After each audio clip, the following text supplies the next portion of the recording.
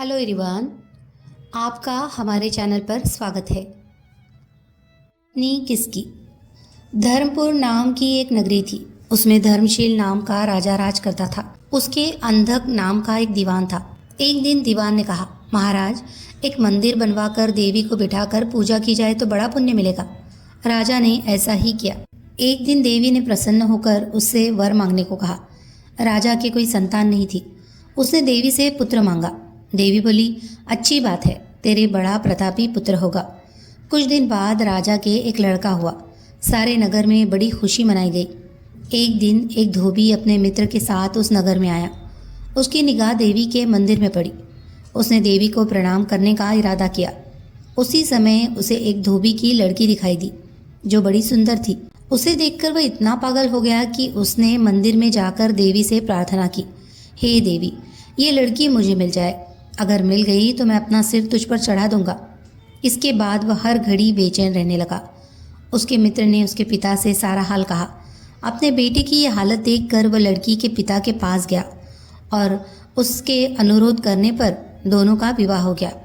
विवाह के कुछ दिन बाद लड़की के पिता के यहाँ उत्सव हुआ। इसमें शामिल होने के लिए न्योता आया। मित्र को साथ लेकर दोनों चले। रास्ते में उसी देवी का मंदिर पड़ा तो लड़के को अपना वादा याद आ गया। उसने मित्र और स्त्री को थोड़ी देर रुकने को कहा और स्वयं जाकर देवी को प्रणाम करके इतने जोर से तलवार मारी कि उसका सिर धड़ से अलग हो गया। देर हो जाने पर जब उसका मित्र मंदिर के अंदर गया तो देखता क्या है कि उसके मित्र का सिर धड़ से अलग पड़ा है। उसने सोचा कि ये दुनिया बड़ी बुरी है।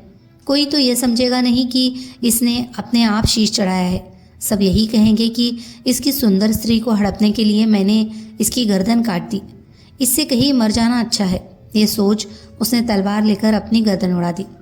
उधर बाहर खड़ी खड़ी स्त्री हैरान हो गई तो वो मंदिर के भीतर गई। देखकर चकित रह गई। सोचने लगी कि दुनिया कहेगी ये बुरी औरत होगी, इसीलिए दोनों को मार आई। इस बदनामी से मर जाना अच्छा है। ये सोच उसने तलवार उठाई और जैसे ही गर्दन पर मारनी चाही कि देवी ने प्रकट होकर उसका हाथ पकड़ लिया और कहा, मैं तुझ पर प्रसन्न हूँ, जो चाहो सो मांगो। स्त्री बोली, हे देवी, इन दोनों को जिला दे। देवी ने कहा, अच्छा, तुम दोनों के सिर मिलाकर रख दो।